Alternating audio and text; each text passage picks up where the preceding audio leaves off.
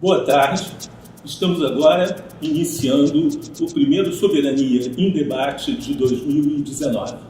O Soberania em Debate é um programa mantido, patrocinado pela FICENG, a Federação Interestadual de Sindicatos de Engenheiros, e pelo SENG Rio, o Sindicato de Engenheiros do Rio de Janeiro. Estamos hoje iniciando a série de 2019.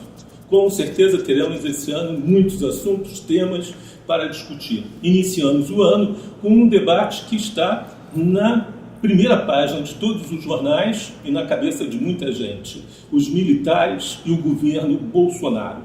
Trouxemos para esse debate uma das pessoas que mais conhece os militares, a questão militar e a República no Brasil, o professor Manuel Domingos Neto, que está aqui ao nosso lado. Só para apresentar e dar só um pouquinho, né, do currículo do professor Manuel, ele é graduado em História pela Universidade de Paris 7, mestre em Sociedade e Economia da América Latina pela mesma universidade, doutor de História por Paris 3, realizou o estágio pós-doutorado na École des Hautes Études em Ciências Sociais, foi pesquisador da Casa de Rui Barbosa, superintendente da Fundação Centro de Pesquisas Econômicas e Sociais do Piauí, deputado federal, professor da Universidade Federal do Ceará e da Universidade Federal Fluminense, membro do Conselho Nacional de Arquivos e vice-presidente do CNPq. É editor de Tensões Mundiais, coordenador do Observatório de Nacionalidades, foi presidente da Associação Brasileira de Estudos de Defesa, a ABED, uma organização que reúne os maiores pesquisadores em temas de defesa e de estudos de militares no Brasil. E é atual professor da Universidade Estadual do Ceará. Bem-vindo, professor Manuel Domingos. Esse tema dos militares hoje é um tema que está preocupando e interessando praticamente todo o Brasil. A Folha de São Paulo, o Estado de São Paulo, o UOL, Reuters, todo mundo está noticiando e se preocupando com isso. Vamos tentar fazer um pouquinho de retrospecto para quem está nos ouvindo sobre militares e a República. A República no Brasil, para muitos, começou com um golpe militar, né? Parece que os militares, lá em 1889, não estavam muito seguros de que deixar uma princesa Carola e um conde que era muito mal visto, inclusive pelos militares, pela atuação dele na Guerra do Paraguai, assumir, né, o terceiro reinado. Né? E muitos acham que a República foi uma criação dos militares. Como que a gente vê isso? Como o senhor vê isso? É uma satisfação participar aqui nessa entidade de um programa de tanta importância, tanta relevância para compreender o processo brasileiro. É evidente que quem conhece o livro de História do Brasil não pode desgrudar a atenção, seja em períodos de normalidade ou em períodos excepcionais, e acho que nós estamos vivendo um período excepcional, dos militares. E, de fato, na proclamação foram decisivos. Antes da proclamação, digamos que tenha nascido o Exército do ponto de vista institucional e do ponto de vista moral para a sociedade brasileira como um todo. Qualquer exército que sai de uma guerra gente que atrai todas as atenções. O exército que foi não é o mesmo exército que voltou. Pode-se ter críticas da Guerra do Paraguai, mas é um exército vitorioso. E exército vitorioso, ele tem outra força, outro peso, outra projeção, frente a um regime já bastante debilitado, obviamente que os militares tinham condições de dar e deram a cartada decisiva de mudança do regime. É interessante o senhor falar desse exército que sai diferente da Guerra do Paraguai. No início, se tentou mandar para a Guerra do Paraguai a Guarda Nacional, se mandou escravos, e é o Exército que acaba resolvendo, o Exército e a Marinha que acabam resolvendo a Guerra do Paraguai. Mas é muito forte no Exército aquilo que nós chamamos o mito de Guararapes, que é um exército que é anterior à nação, que vem antes da nação, talvez um exército que até cria a nação. Forte porque cultivado persistentemente e, no meu sentido, erroneamente cultivado. Guararapes se tratava de um embate entre potências coloniais, portanto, nada a ver com a construção do Brasil-nação. Era o exército tenta buscar raízes pouco sólidas para sua afirmação. Alguns, inclusive, alguns marinheiros até fazem pilhéria em torno disso, porque seria uma forma do exército se apresentar como mais antigo. E na lógica das Forças Armadas, a antiguidade é posta. Perfeito. Bom, partindo desse suposto histórico, que a República, né, é uma criação, ou pelo menos é fortemente derivada, né, da ação do Exército, né, muitos falam que o Exército passa a ter uma certa preeminência, ou passa a considerar a República como uma criação sua. Né? Como é que isso tem uma importância para a história republicana? É fundamental, porque, no caso, haviam forças. Estado é força. Inconcebível o Estado sem força. E a força era extremamente estilhaçada, esparramada no Brasil todo. Cada província tinha o seu pequeno aparato, sem maior capacidade. O Exército, até então, era, e durante ainda muito tempo, seria distribuído em pequenas unidades operacionais, muito vinculadas à vida local. Não havia aquela unidade corporativa efetiva. Os oficiais perpetuavam os cargos, não iam para a reforma, não eram substituídos, travavam suas vinculações com os potentados locais, com as oligarquias locais. Via de regra, inclusive, suas filhas se casavam com oligarcas locais, de sorte que não era um exército tecnicamente preparado como viria a ser depois da Primeira Guerra Mundial. Era um exército ainda pouco apetrechado de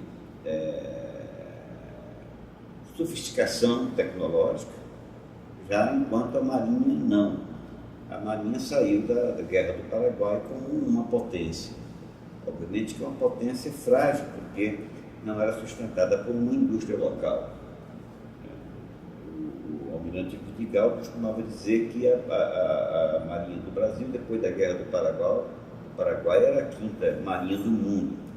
Ela não demorou muito a voltar a ser uma marinha extremamente frágil, porque não havia suporte industrial. E a marinha era uma máquina baseada numa capacidade tecnológica e industrial. Sem isso, não tem marinha, ou temos uma marinha extremamente frágil. Isso é um ensinamento que vale até hoje, né? Vale até hoje. Sobretudo também hoje está em pauta a reestruturação da Marinha. Então, está em pauta porque a Marinha será potente à medida em que essa capacidade técnica seja lastreada na indústria externa. Nós não temos capacidade industrial para desenvolver uma marinha de ponta. Lutamos por isso há muito tempo. É comum dizer também que a República Velha, essa república que vai desde a fundação até a Revolução de 30, desconfiava dos militares, que tinha uma certa desconfiança. Né? As forças públicas eram mais poderosas, às vezes, do que o próprio exército. Isso é absolutamente verdade.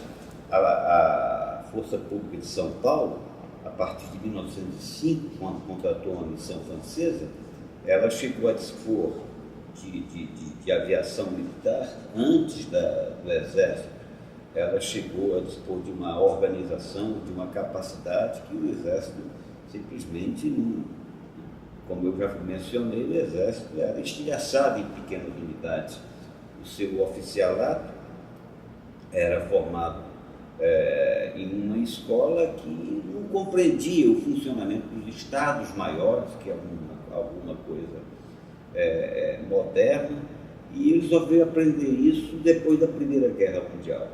É a partir de 1919, com a contratação da missão militar francesa, cujo chefe era um militar importante, o general Maurice Gamelin,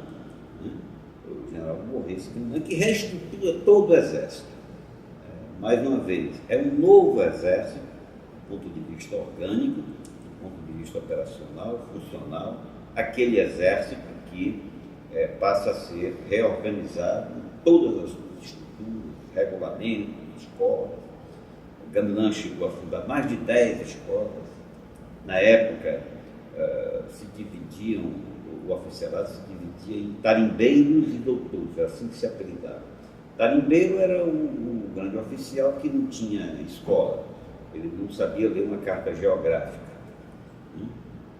E o doutor era formado na escola, mas a escola era uma escola livresca, era uma escola em que a matéria militar propriamente dita terminava sendo secundária. Havia grandes filósofos, grande discussão literária, o Exército chegou a oferecer dos maiores escritores brasileiros, só para lembrar um deles, Euclides da Cunha, formado em engenharia, mas, do ponto de vista técnico, era um exército extremamente frágil, não acompanhava o que se passava no mundo.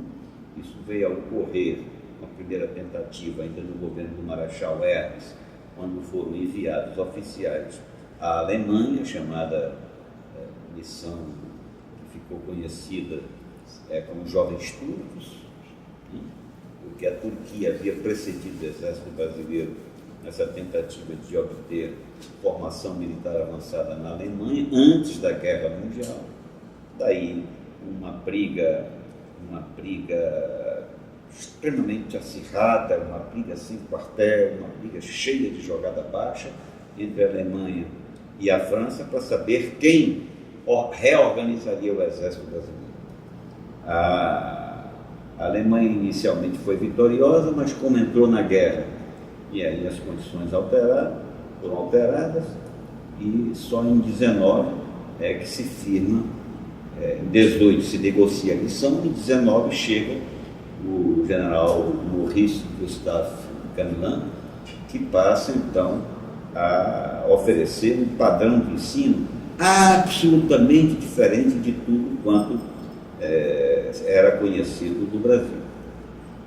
Falando desses jovens turcos, né, muitos também relacionam essa expressão, esses nacionalistas turcos que reformam a Turquia, modernizam a Turquia, por comparação, chamam o movimento que vai acontecer na República Velha de militares, jovens militares contra a República Velha, né, de jovens turcos, né, que daria origem ao chamado tenentismo. A associação entre os jovens turcos e o tenentismo ela é precária. Melhor seria associá-lo aos francófilos. Haviam duas grandes correntes, francófilos e germanófilos. Ao constatar que a Alemanha não poderia assumir a função de modernização do exército brasileiro, os jovens turcos se tornaram os novos francos, né? Enfim, endossaram essa coisa. Mas a formação militar tem uma característica, quem estuda os militares, as corporações militares, sabe disso. A formação do militar, ela é alguma coisa que, depois de adquirida, ela não é esquecida. O sujeito carrega o resto da vida as lembranças, os conceitos, os padrões. A turma, né? É a turma. Nesse caso, os jovens turcos foram uma constante. Diga-se de passagem, esse grupo foi responsável por elevar a discussão estratégica do Brasil. Foram oficiais brilhantes e que exerceram uma enorme influência pelas décadas que viriam.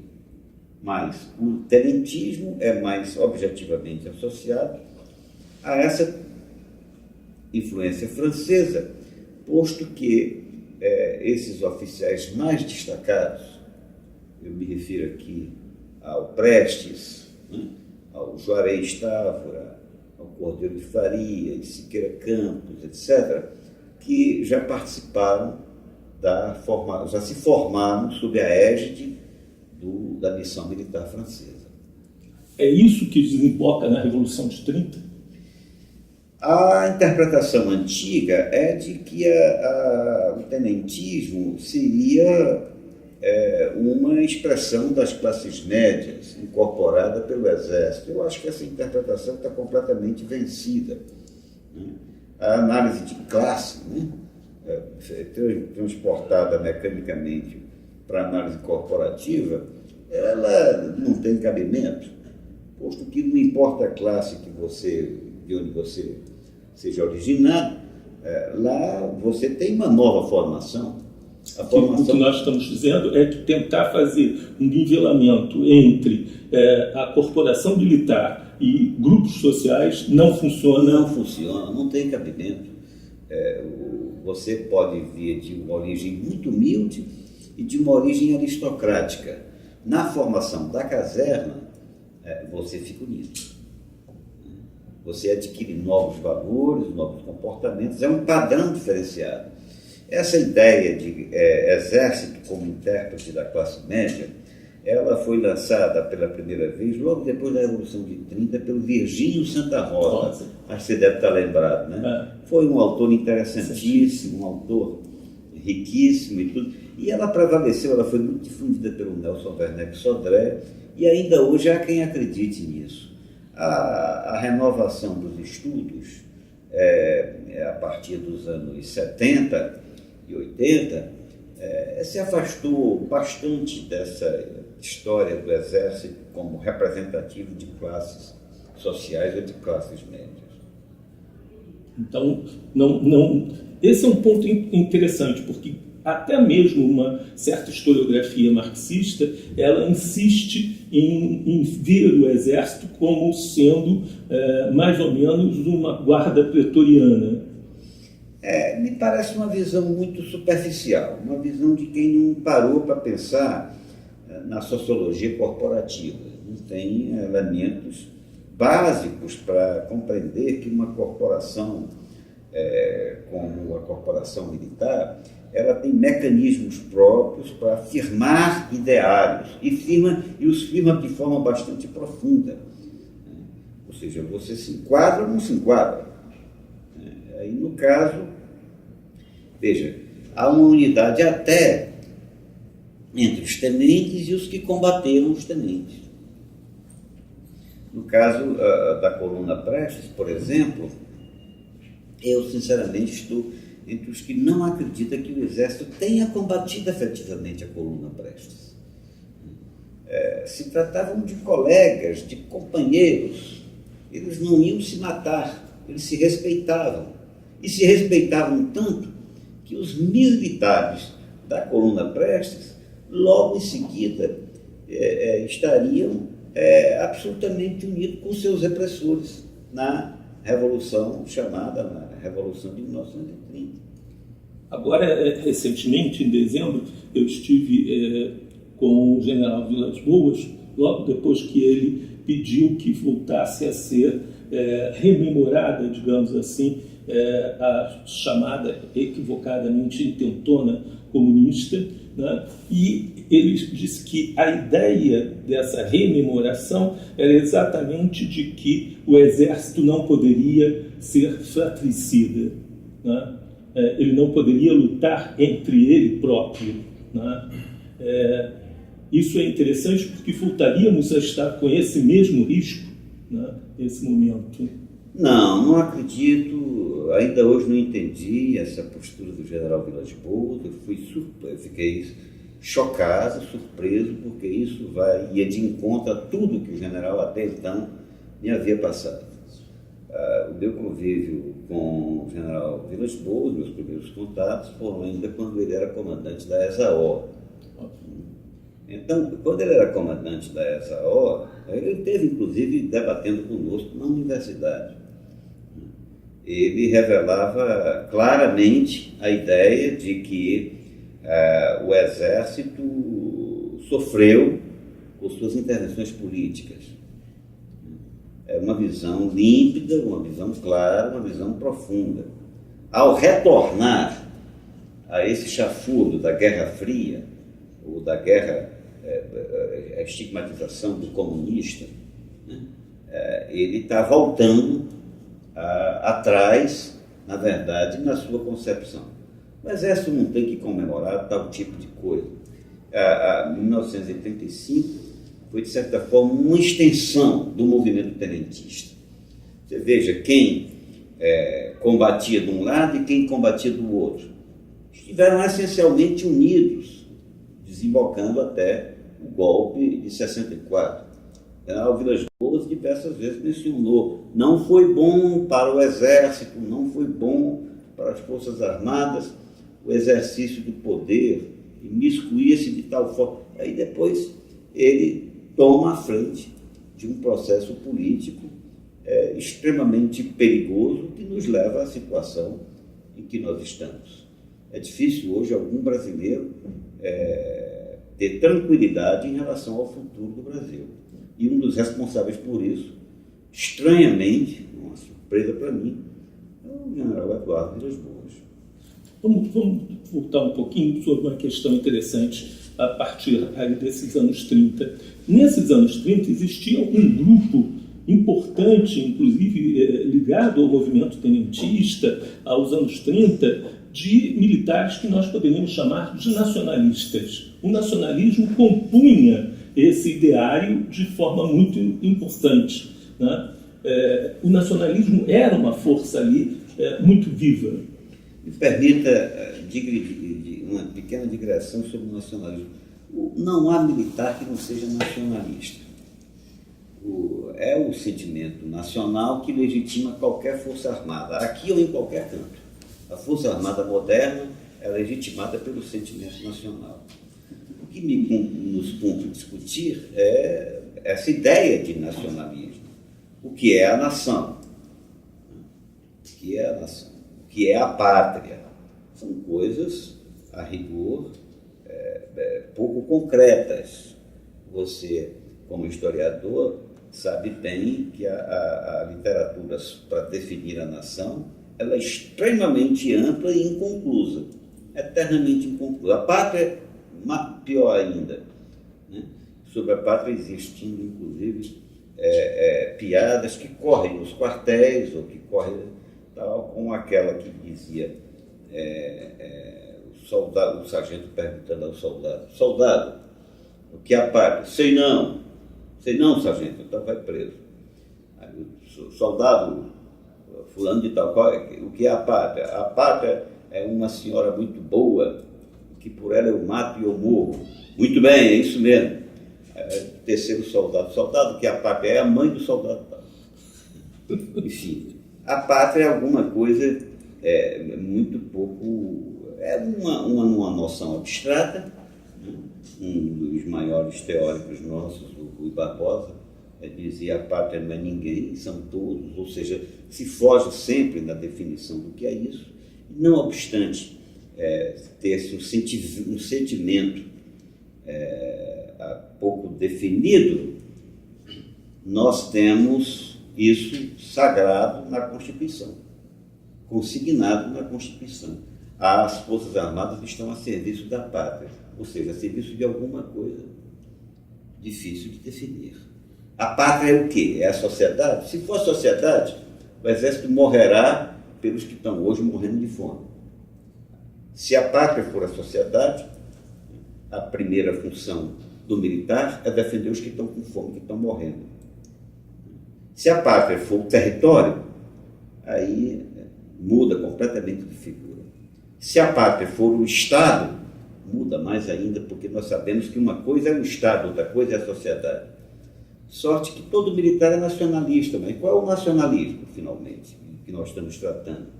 É a mera defesa do território, ou é a defesa de quem habita esse território?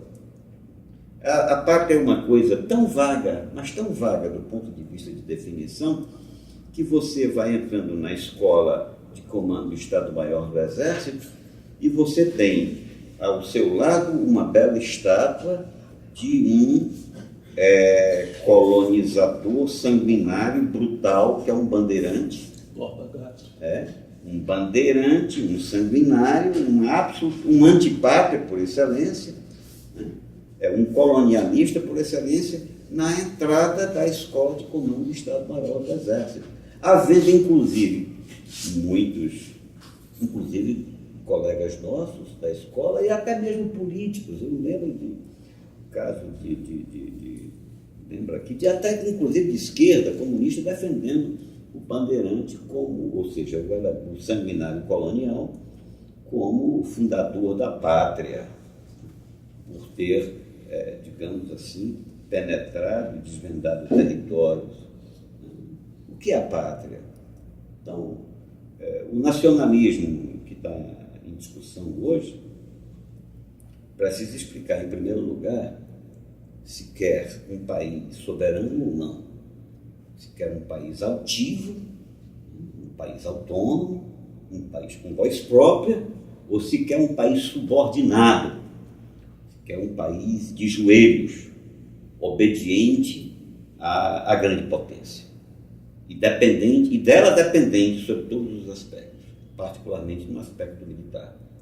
Então, eu chamo de traidor da pátria aquele que sustenta que nós devamos nos subordinar aos Estados Unidos. E chamo de patriota os que lutam contra isso. Nós temos falado, você tinha destacado, que uma marinha verdadeiramente poderosa precisa de um suporte industrial, precisa de tecnologia que seja também autônoma. Durante os anos 30 e até os anos 50, sob o impulso de Vargas e de projetos similares, os militares lutaram pela indústria pesada, lutaram pelo petróleo, pela energia, lutaram pelo CNPq, lutaram por esses princípios. Essa base, né, institucional e econômica faz parte desse nacionalismo? Eu acho que, antes de mais nada, faz parte de um projeto de força armada eficaz e força armada moderna. Uma das coisas que o general Gamelin ensinou aos oficiais brasileiros nos anos 20 é o seguinte: sem siderurgia não teremos força armada.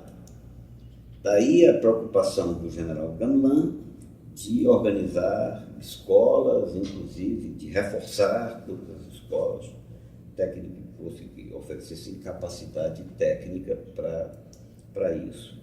Os militares formados nos anos 20 tinham a legítima compreensão que sem uma medicina avançada não teríamos uma força capaz.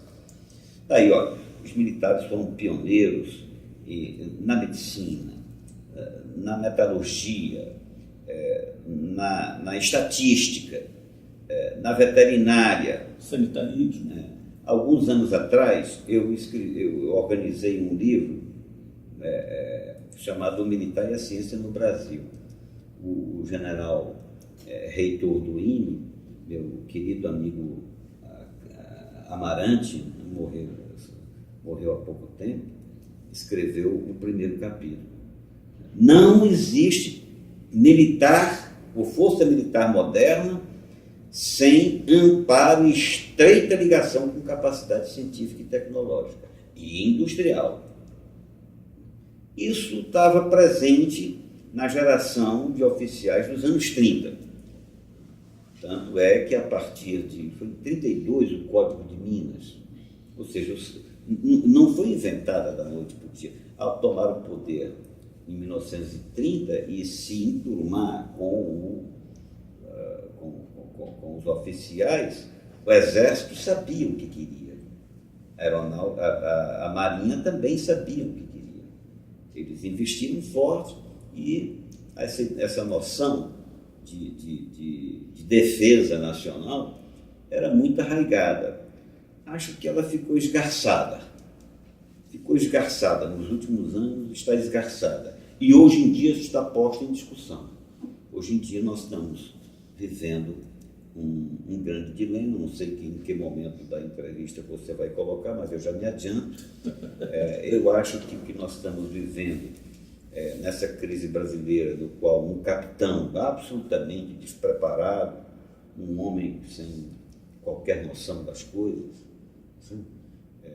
chega a ser presidente da República, é, antes de mais nada, um lance da política internacional, é um lance geopolítico. Em primeiro lugar, se trata de uma opção feita. O mundo se prepara para um confronto de vastas proporções, no qual se põe fim à chamada unipolaridade. Essa unipolaridade cresceu, a ideia de unipolaridade cresceu com a queda do muro, aí por volta de 1980, começou a ser desenhada pelo Bill Clinton, né? E ela foi reforçada pelo George Bush, né?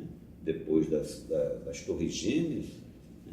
Depois da chamada Guerra contra o Terror, e é isso que, paralelamente, diversas forças foram se firmando, crescendo e se tornando capazes de enfrentar a chamada unipolaridade. Mas a gente teria aqui um paradoxo, porque esse capitão ele foi apoiado largamente pelas Forças Armadas brasileiras. Não sei se esse era o paradoxo. Acho que as Forças Armadas fizeram uma opção. A opção, desenha-se uma guerra, desenha-se um grande confronto. Esse confronto entre os que desejam um mundo multipolar e os que sustentam a hegemonia norte-americana. As Forças Armadas fizeram a opção por sustentar a hegemonia norte-americana. É assim que eu vejo as coisas. E só teve um oficial que falou isso com clareza durante essa transmissão de governo que houve agora, que foi o comandante da Marinha. Foi o único que mencionou claramente. O mundo mudou e nós vamos... Foi o episódio das 3 guerras. Foi, das 3 guerras. Muita gente não entendeu, achou que ele estava falando bobagem, mas não estava. Ele estava defendendo ideias, podemos concordar ou discordar, mas é uma ideia de que a Terceira Guerra tenha sido... Alguns dizem que a Terceira Guerra foi a Guerra Fria, né? E há quem diga também que a Quarta Guerra foi a Guerra contra o Terror, e por aí vai, enfim. Isso aí o que o comandante estava dizendo era o seguinte: na guerra que se avizinha, que está desenhada, que vai acontecer, é uma redefinição de quem manda no mundo, nós ficaremos ao lado dos nossos velhos amigos, ou seja, dos Estados Unidos. Ele mencionou as potências europeias. Mas o que é? Quem são as potências europeias? A União Europeia nada passa de um satélite, não é? Além de um satélite. Essa Quarta Guerra, nós estamos falando da ascensão vertiginosa da China e desse enfrentamento novo dos Estados Unidos com a China. A multipolaridade se forma a partir, do ponto de vista militar, a partir do Renascimento, eu diria até, que se julgava uma coisa já fora de escanteio, a velha Rússia. A velha Rússia reage e mostra capacidade, mostra armas novas, apavora, desmonta a defesa americana, a defesa da Europa, né? Se torna capaz de chegar em qualquer ponto do mundo, né? Destruir, não desarmou suas ogivas, desenvolve uma tecnologia nova, hipersônica, né, para a qual praticamente não há defesa hoje, né, contra essas armas. Essa é uma força, né, não negligenciável, uma força ponderável. Tem a grande força econômica, né, que é a força chinesa. Não vamos ter tempo para falar, mas o crescimento dessa força foi paralelamente também a uma projeção militar, né? E tem mais dois atores de extrema relevância, né? Que é a Índia e o Irã. Então, outro dia eu li numa manchete do Le Monde, acho que foi do Le Monde, o Quarteto Mágico. Esse quarteto não vai abdicar de suas pretensões, não tem por que aceitar que os Estados Unidos continuem dando as regras. Eles estão jogando, inclusive, segundo o figurino capitalista. No caso, a grande potência chinesa crescendo segundo o figurino definido pelo Ocidente. E hoje chega e diz: está na hora de mudar, vamos redividir as decisões do mundo, vamos equilibrar, vamos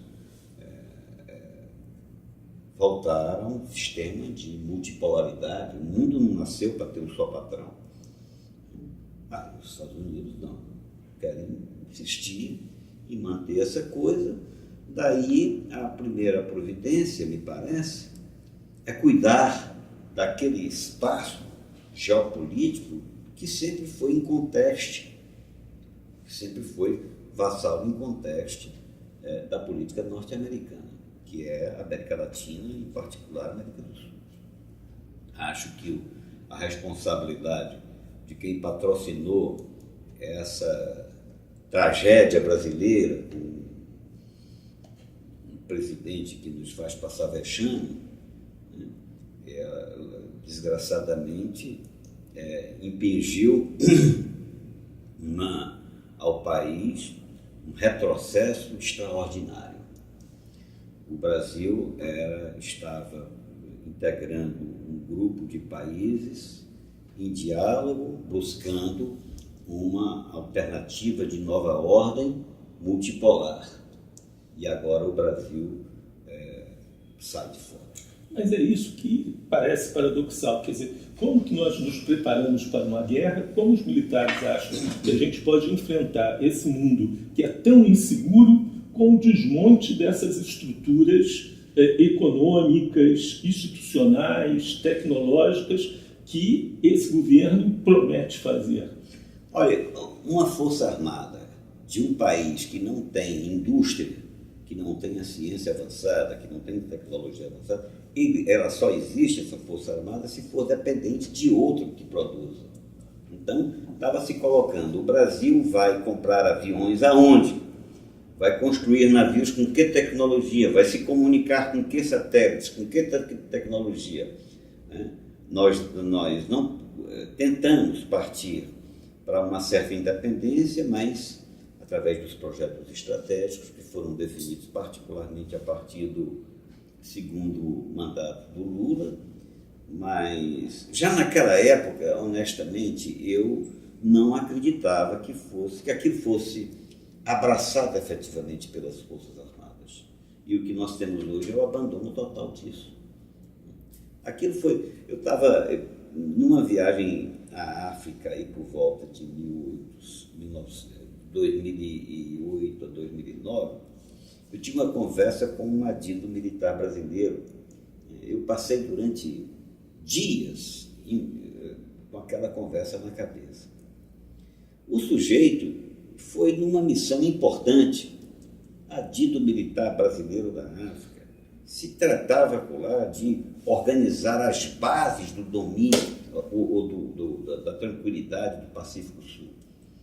Um oficial superior representando o Estado brasileiro, falando mal daquilo tudo, dizendo que estava lá e apenas para fazer o seu pé de meia, para comprar o seu apartamento. Aí, depois em seguida, eu ia dar aula aqui na Fluminense para diversos oficiais, e eu vi aqueles oficiais fazendo careta para as alianças que se estabeleciam na América do Sul, né? Esses países que se firmavam como multiétnicos. Né? Ora, a base da Unasul é a aceitação de que são países multiétnicos e não vão deixar de ser multiétnicos, porque está aí, não dá para fugir disso. Agora, você repudiar isso é você não endossar a política externa brasileira e, sobretudo, não endossar o esforço que foi, inclusive, presidido pelo ex-ministro da Defesa, o Celso Amorim, né, que, enfim, era lastreado, o Conselho de Defesa Sul-Americano era lastreado em uma concepção de nações que se entendiam. O Brasil precisa se entender rigorosamente com as nações fronteiriças. Do contrário, sequer essas fronteiras, algumas delas, boa parte delas, inclusive amazônicas, serão preservadas. Fica difícil demais. Essa é a realidade muito nossa, sul-americana. E havia um repúdio a tudo isso. Acho que imagino o que é que passa na cabeça desse presidente da República. O que é que ele entende disso, Francisco? O que é que esse rapaz tem alguma noção do que está se tratando? Ele tem alguma noção do país que está presidindo? Bom, vamos voltar aqui. É exatamente isso. O país que ele está presidindo, a dúvida agora nesse momento ele está presidindo esse país, né? No momento, completou um mês, né, de governo. Talvez nenhum presidente tenha tido um mês de governo tão agitado, tão difícil, tão questionado como o atual presidente, né? Os jornais todos dessa semana levantaram nos seus artigos a ideia de que ele está extremamente preocupado com a atuação do vice-presidente dele, né, a um ponto tal dele ter hoje assumido a presidência de novo, numa condição sequer que ele pode falar. Ele não consegue falar porque pode ter problema da operação, mas ele já correu para assumir a presidência de novo, né? Os filhos desconfiam do vice-presidente e parece que grande parte das Forças Armadas já acham que ele deve ser tutelado, ou seja, já não acreditam mais que ele tenha condições de levar o governo à frente, né? As Forças Armadas erraram no projeto? O que aconteceu? As Forças Armadas não são, às vezes, tão homogêneas quanto o que nós imaginamos. Elas são unidas, mas há setores das Forças Armadas, na composição, há os que compreendem mais, os que têm mais alcance de visão e os que têm menos alcance. Tanto é que ele é oficial, assim, né?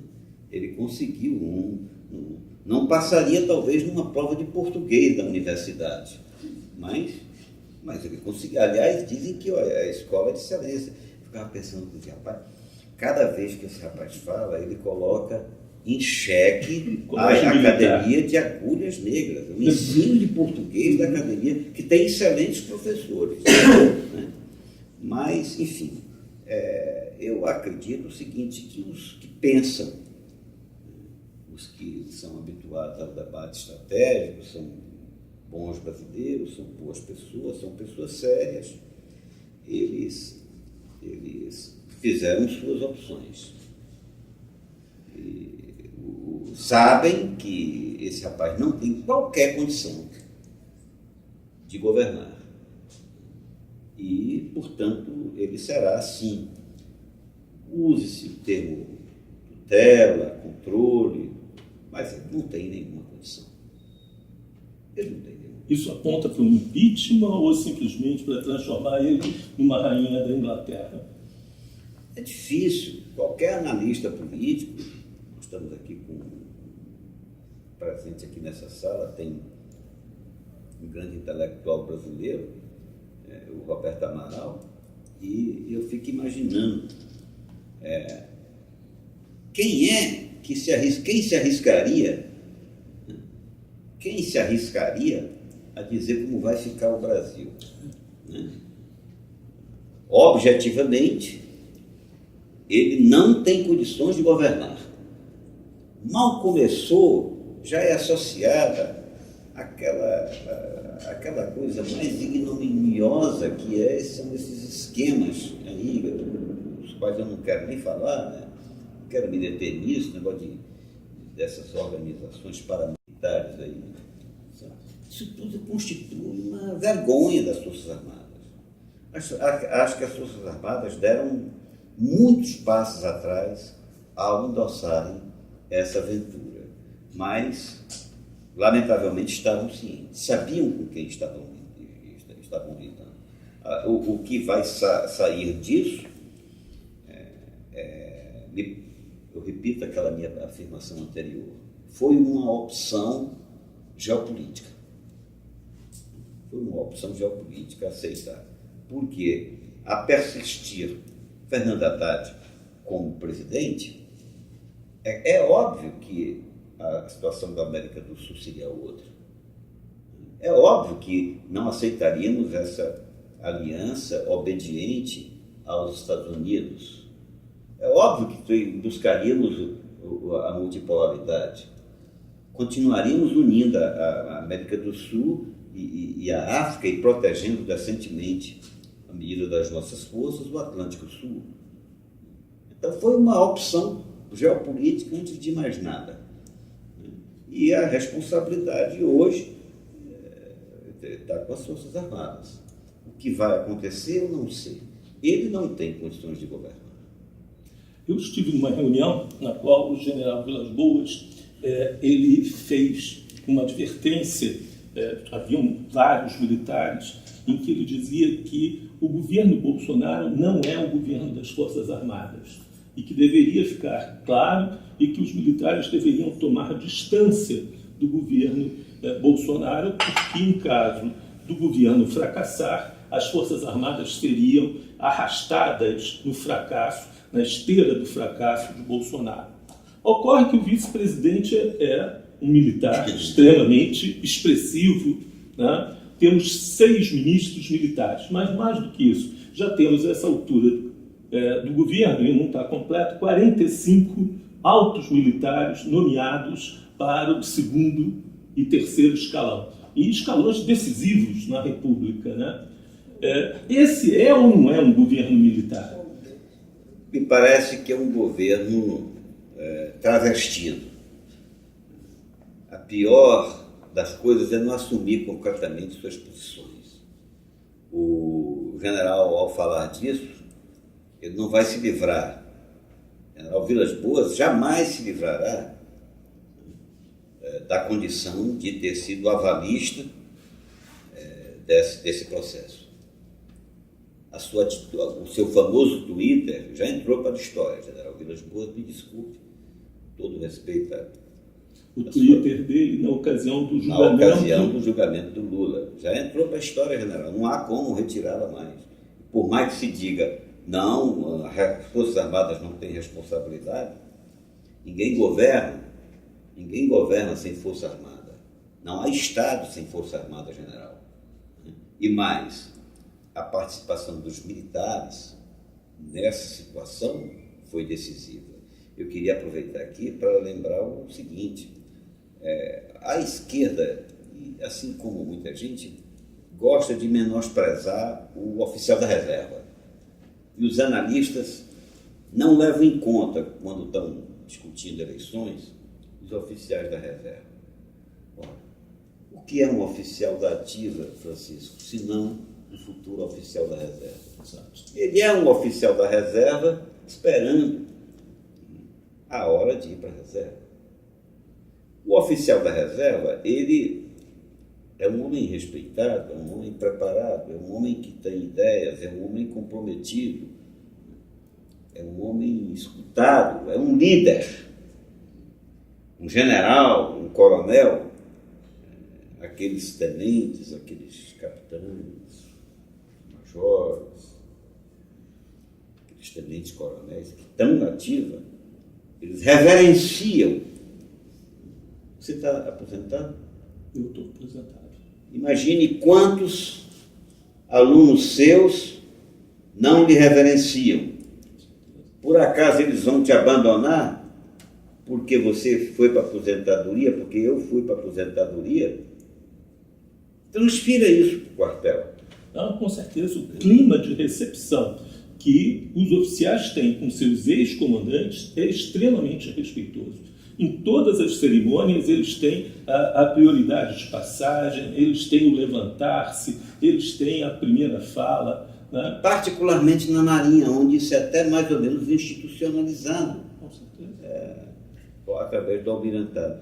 Pois bem, então, a esquerda esqueceu que havia milhares de oficiais militando freneticamente na internet. E mais do que isso, Manuel, pelo sistema brasileiro, se eu não estou enganado, estabelecido pelo general Leônidas Pires Gonçalves, a ida para a reserva no Brasil se tornou muito precoce. São oficiais que estão indo para a reserva muito jovens, né? Muito vigorosos. Exatamente. Eles vão na base de 50 e poucos anos, em plena capacidade física, né? Em plena capacidade intelectual, estão liberados com uma boa remuneração, uma digna remuneração, e vão fazer o quê? Uma perspectiva desses sonhos. Durante o governo Lula, eu sempre acreditava que a estabilidade do Brasil passava por nós termos políticas de defesa que desse destino a essa massa de oficiais,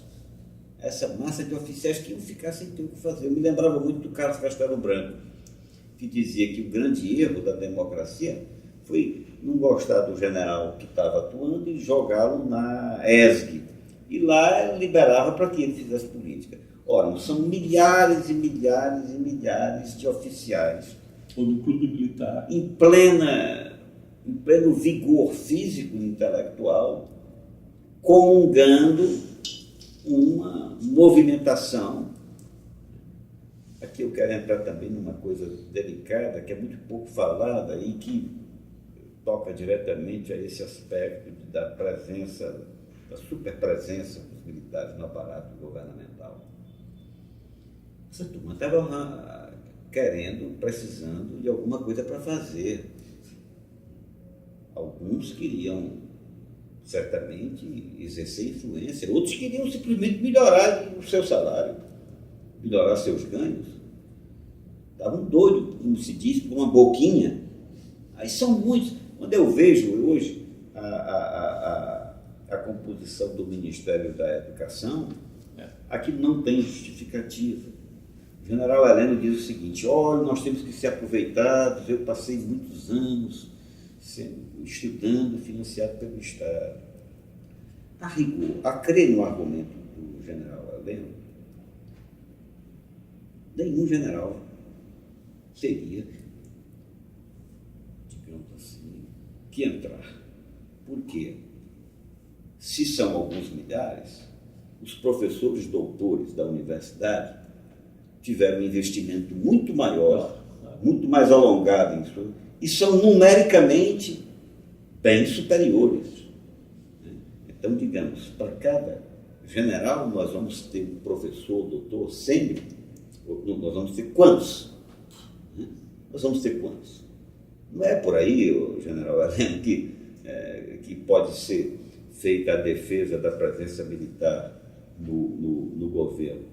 Eu costumo dizer, quando nós organizamos a ABED, foi uma certa luta, uma certa tensão, porque eu dizia, nós não podemos discriminar os intelectuais militares. Nós temos uma associação acadêmica e os militares acadêmicos, os intelectuais militares, pesquisadores têm que entrar e ter os mesmos direitos reconhecidos como qualquer civil. Agora, isso não tem cabimento. Tomar de assalto, como foi tomado esse Ministério da Educação, é não ter qualquer noção do papel desse instrumento público de governo, sabe, nos destinos do país. De qualquer forma, começa com o próprio ministro, né? Escolher um ministro com um currículo pífio, como foi escolhido, né? Tendo tantos educadores, tantos professores, reitores, né, se escolhe um ministro como foi escolhido, realmente... Francisco, eu fico imaginando como se postaria esse ministro na frente dos nossos ex-alunos, concorrendo com os nossos ex-alunos. Dramático. Ontem ele publicou uma nota chamando um jornalista extremamente conhecido, talentoso, etc., de agente do KGB. Né? Quer dizer, Enfim. Agora, não se justifica, não tem cabimento. A nossa educação vai entrar numa fase trágica, já entrou, numa fase fraca, e não adianta lavar as mãos, não tenho nada a ver com isso. General Vilas Boas, me desculpe, com todo o respeito, né? O senhor figura entre os maiores responsáveis por isso que nós estamos vivendo. Agora, existe até junto à esquerda uma certa sensação de torcida ou de alívio, no sentido de tragam logo os militares para a gente se livrar do Bolsonaro. Não há um certo equívoco aqui em separar Bolsonaro dos militares e achar que Mourão é a solução? Está aí uma situação, quem diria, né? Que nós chegássemos a esse ponto. Um bocado de gente. Não, Mourão admite que seja correto o Lula assistir o enterro do irmão. Não, o Mourão não endossa a embaixada brasileira, né, em Jerusalém. Viva o Mourão, né? Alguém já disse, o Mourão é a racionalidade. Nós temos que escolher agora entre a racionalidade. Não me parece, não me consta, acredito que General Mourão, eu acredito que ele vai assumir a presidência da República, não será um presidente legitimado e executará mais racionalmente todo um programa catastrófico, um programa de entrega das riquezas do Brasil, um programa que eu diria um programa de traição nacional aos interesses do país, aos interesses do Estado brasileiro, um programa antissocial, um programa de perseguição aos direitos já conquistados, um programa de subordinação e, portanto, eu não torço pelo general Mourão. Eu não sei qual é a saída, não saberia dizer. Eu sei que hoje cumpre as parcelas mais esclarecidas e sensibilizadas e mais conscientes da sociedade lutar contra as políticas que estão se implementando. Por outro lado, nós sabemos que o neoliberalismo selvagem não se fará valer sem repressão. Fica o tempo todo nos comparando ao Chile, né? O Chile teve isso, o Chile teve aquilo. E toda comparação, eu acho esquisita essa história, toda comparação esquece que o ultraliberalismo chileno foi possível porque estavam matando gente demais. Estavam matando. Então, para nós percorrermos a experiência liberal brasileira, nós vamos ter que matar tanta gente assim, como o Chile, como foi feito o Chile. É estranho o presidente incentivou a guerra, confronto, matou pouco, tem que matar, tem que torturar. Não adianta ninguém fugir das suas responsabilidades. Quem votou em Bolsonaro, a maior parte talvez não tenha plena consciência do que fez, mas muitos têm, e sabem que nos colocou no caminho de uma possível tragédia. Vamos evitar essa tragédia, fazer tudo para evitar, mas não há caminho fácil, não há entendimento fácil. Eu espero que prevaleça um entendimento nacional. Você acredita que através do Congresso Nacional, com os partidos políticos e a composição que nós temos dessa última eleição? Há uma saída política via partidos políticos para a crise? Eu estava lendo, dando uma olhadinha rápida num livro escrito pelo João Quartim, a Wanda Costa e o Eliezer Riso.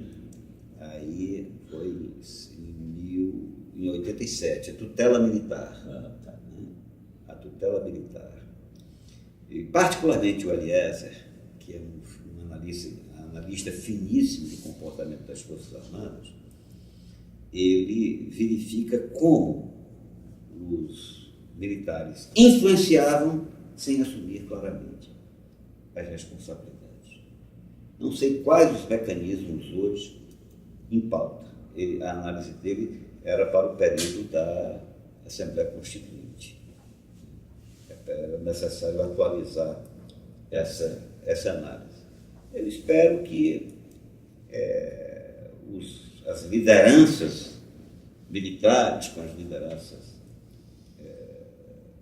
civis, enfim, encontrem de alguma forma um jeito de conversar. Hoje, quem vai conversar com quem? Quem tem autoridade, quem tem legitimidade para conversar com quem? É uma situação muito esquisita, essa situação brasileira. Mas nós precisamos encontrar isso. Para muitos, só o homem de Curitiba, que está lá, teria condições de costurar novamente um pacto capaz de pacificar o país. Será que ainda tem gente que acredita nisso? Com todo esse silêncio do Sérgio Moro em relação... Não, o homem que está preso em Curitiba. O homem preso em Curitiba. Não há dúvida de que qualquer entendimento passa pelo prisioneiro. Porque o prisioneiro, por mais que esteja, digamos assim, escanteado da mídia, e quando aparece da forma mais perversa, é o grande líder do Brasil. O Brasil não tem outra figura que se lhe compare. Então, está aí. E mais, além de experiente, ele tem autoridade mundial. Autoridade mundial. A figura do Lula, o Lula é mundialmente respeitado. O mundo não aceita essa prisão do Lula. O Lula preso é uma desmoralização para o Brasil. Bom, nós estamos aqui no nosso primeiro Soberania e Debate de 2019, tratando de um tema que está na cabeça, nas páginas de todos nós, né, os militares e o governo Bolsonaro. Começamos assim o ano de 2019. Convido o professor Manuel Domingos para as suas últimas palavras aqui junto ao nosso público, né, para nós nos despedirmos dessa apresentação. Por favor, professor. Eu acho que eu agradeço a oportunidade. Acho que está na hora de nós trocarmos ideias, a sociedade brasileira trocar ideia fora desses esquemas mais comezinhos, e passarmos a compreender que o Brasil é grande demais, o Brasil é rico demais, é importante demais, para que o que ocorra aqui dentro não tenha reflexo mundial e o que ocorre lá fora também não tenha reflexo aqui. A política internacional está na ordem do dia. E quando nós nos referimos à política internacional, nós também temos que nos referir ao instrumento de força do Estado. Os brasileiros precisam compreender mais suas forças armadas. Se quisermos definir melhor caminhos para o Brasil, as forças armadas precisam ser incluídas. Mas a política e a guerra são coisas muito importantes, são coisas muito complexas para ficarem nas mãos de militares. Os militares são profissionais que merecem todo o respeito, mas politicamente eles devem respeitar a voz civil.